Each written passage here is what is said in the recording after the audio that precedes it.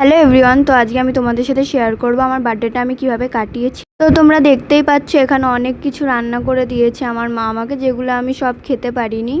এরপর আমি একটা সারপ্রাইজ পেলাম, যেটা পেয়ে আমি খুব খুশি হয়েছিলাম। আমাকে না বলেই ট্রেনে করে নিয়ে চলে যাওয়া হয়েছিল, আমি জানতামও না যে কোথায় যাব। এখানে গিয়ে আমি সত্যি অবাক হয়ে গেছিলাম, কারণ এরকম ভাবনা চিন্তা যে কারোর মাথায় আসতে পারে আমাকে নিয়ে, সেটা আমি কোনোদিন ভাবতে পারিনি। আমাকে এইসব স্পেশাল ফিল করানোর মধ্যে আমার দিদি সব থেকে বেস্ট ছিল। যেহেতু আমার দিদি এবারে বার্থডেতে আমার মিসিং ছিল, আমি ভেবেছিলাম কোনো সেলিব্রেটই করব না, কিন্তু এরা তো শুনবে না। এখানেই শেষ আমি ভেবেছিলাম, যদিও এখানে কিছুই শেষ ছিল না, এটা ছিল শুরু। আর এখানে এখন আমার দাদা বৌদি আমাকে নিয়ে গেছে একটা রোডে সেলিব্রেট করার জন্য। বাড়ি এসে আমি আবার একটা কেক কাটিং করি। আমি আজকে মোট 3টে কেক কাটিং করেছিলাম, আর যেই কেক কাটিংটা করিয়েছিল আমার এই বান্ধবীটা, শুধু যে কেক কাটিং করিয়েছিল এরকম না, আমি অনেক গিফটও পেয়েছিলাম।